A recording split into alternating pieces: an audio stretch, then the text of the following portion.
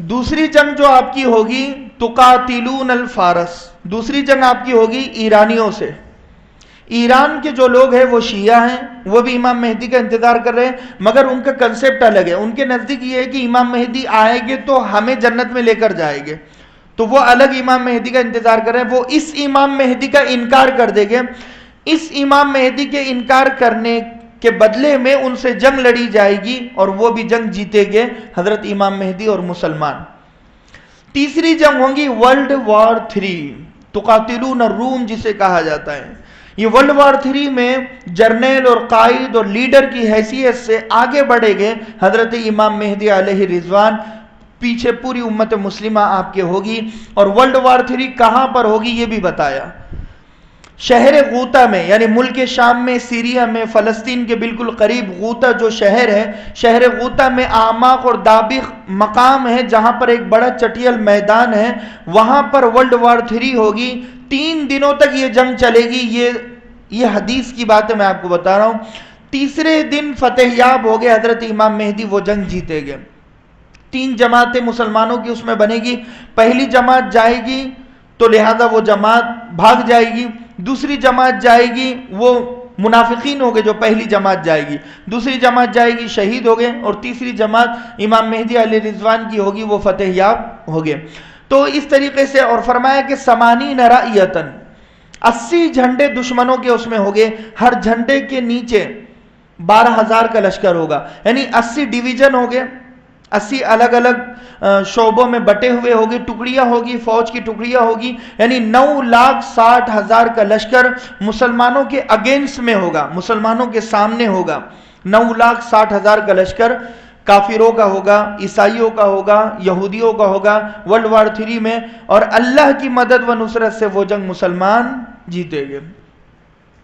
اسی درمیان میں خراسان سے ایک لشکر چلے گا۔ خراسان کہتے کسے ہیں؟ میری بات غور سے سننا، اللہ کرے بات سمجھ میں آ جائے۔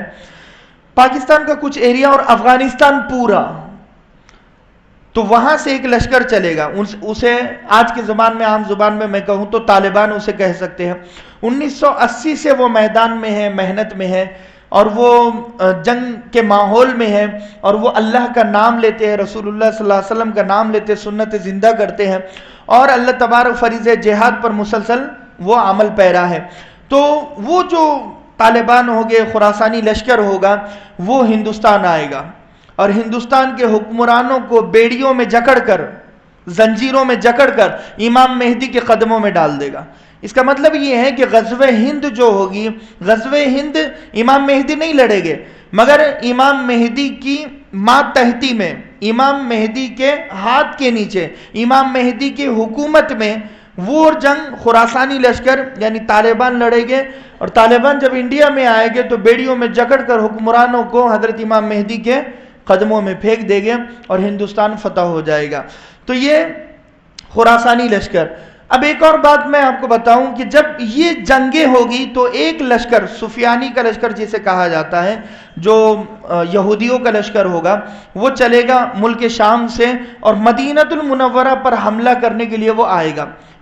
جب وہ حملہ کرنے کے لیے آئے گا، مکہ اور مدینہ کے بیچ میں ایک مقام ہے، مقام بیدہ جسے کہا جاتا ہے، آج وہاں پر بڑا ایک یعنی پل وغیرہ بنایا ہے، تو وہاں پر جب وہ پہنچے گا تو یخسف باولہم وآخرہم، وہ پورا جو لشکر ہوگا 12,000 کا، وہ زمین میں دھس جائے گا، صرف ایک آدمی زندہ رہے گا، وہ دوبارہ ملک شام سیریا جائے گا اور خبر دے گا کہ لشکر تو زمین میں دھس چکا ہے۔ تو یہ ایک علامت ہوگی کہ حضرت امام مہدی آ چکے ہیں، اور ان کے ہاتھ پر بیعت کرو۔ اور ایک علامت یہ ہے، جو 7ویں علامت، تابوت سکینہ کہتے کسے ہیں؟ بنی اسرائیل کے زمانے میں جب جنگ لڑا کرتے تھے تو ایک صندوق تھا، اس کے اندر برکات تھی، یعنی اس کے اندر تبرکات رکھے ہوئے تھے، حضرت موسیٰ علیہ السلام کا عصا، ان کی لکڑی، اور حضرت ہارون علیہ السلام کا جبہ، حضرت موسیٰ علیہ السلام کا جبہ اور عمامہ اس میں رکھا ہوا تھا، اور بنی اسرائیل کے دیگر انبیاء علیہ السلام کے تبرکات، یعنی ان کی چیزیں رکھی ہوئی ایک صندوق میں، اس صندوق کو تابوت سکینہ کہتے ہیں۔ جب کوئی جنگ بنی اسرائیل ہارتی تھی تو تابوت سکینہ کے ذریعے سے ان کی مدد کی جاتی تھی. وہ تابوت سکینہ میدان کے بیچوں بیچ آ کر فرشتے اسے لاتے تھے. فرشتوں کی قبض قدرت میں اللہ تبارک و تعالیٰ نے اسے دیا اور فرشتوں کی مدد کی وہ ایک علامت اور ایک نشانی تھی. تو اس زمانے میں جب امام مہدی علیہ رضوان جنگیں لڑیں گے تو ایک جنگ میں تابوت سکینہ ظاہر ہو جائے گا. تو ایک علامت اور ایک نشانی ہوگی. چوتھی جنگ ہے وہ بڑی انوکھی ہے. اس میں نہ تیر نہ تلوار کچھ بھی نہیں چلے گا.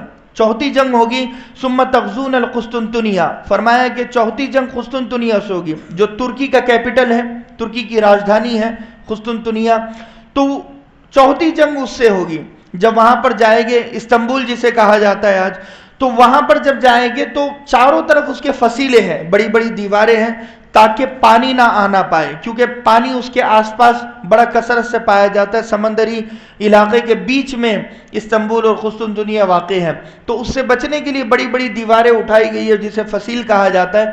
تو جب یہ علماء کرام وہاں پر جائیں گے اور امام مہدی علیہ رضوان کا لشکر وہاں پر جائے گا, ذاکرین کی ایک جماعت کو آپ بھیجیں گے وہاں قلعے کے قریب, وہ دیوار کے قریب بھیجیں گے.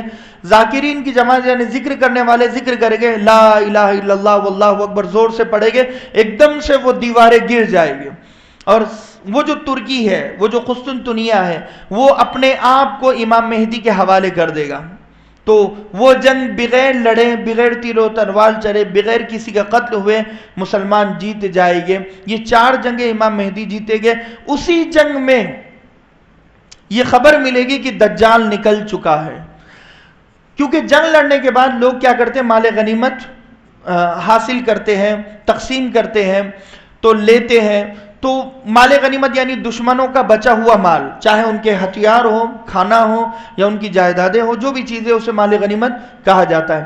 تو مال غنیمت وہ جو امام مہدی علیہ رضوان کے ساتھی ہیں وہ حاصل کر رہے ہوگے, تو خبر ملے گی دجال نکل چکا ہے.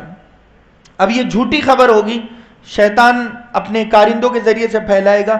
اس جھوٹی خبر پر امام مہدی کو حکم ہوگا کہ امام مہدی اپنے ساتھیوں کو لے کر ملک شام آ جائے گے, شہر غوطہ کے بالکل قریب. جب ملک شام کے بالکل قریب رہے گے تو اب سچی خبر کوئی دے گا کہ واقعتاً دجال نکل چکا ہے. دجال کن حالتوں میں نکلے گا ہمیں یہ پتہ ہونا چاہیے.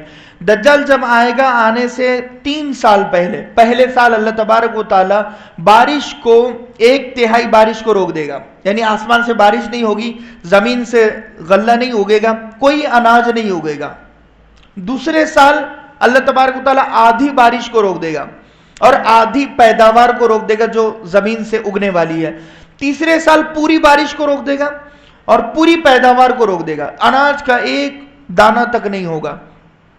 ان حالتوں میں دجال نکلے گا, ٹھنڈا ٹھنڈا پانی لے کر, گرم گرم کھانا لے کر, اور جو اس کا پانی پیے گا وہ اسے خدا مان لے گا, جو اس کا کھانا کھائے گا وہ اسے خدا مان لے گا. اس کے ایک ہاتھ میں جنت ہوگی, دوسرے ہاتھ میں دوزخ ہوگی. وہ لوگوں کو اپنی جنت میں اپنی دوزخ میں ڈالے گا. اللہ کے نبی صلی اللہ علیہ وسلم فرمایا, تم کوشش کرنا کہ تم اس کی دوزخ میں چلے جاؤ, کیونکہ اس کی دوزخ اصل جنت ہوگی اور اس کی جنت اصل دوزخ ہوگی. تو یہ میں نے بہت مختصر انداز میں آپ کو باتیں بتائی ہیں. انشاءاللہ اس کا جب چیپٹر 2 میں بیان کروں گا, اس میں دجال کے حالات اور واقعات, جنگیں, اس کے بعد انشاءاللہ چیپٹر 3 بھی اس کا ہے. تو انشاءاللہ دھیرے دھیرے آپ کے سامنے یہ سارے پیش کیے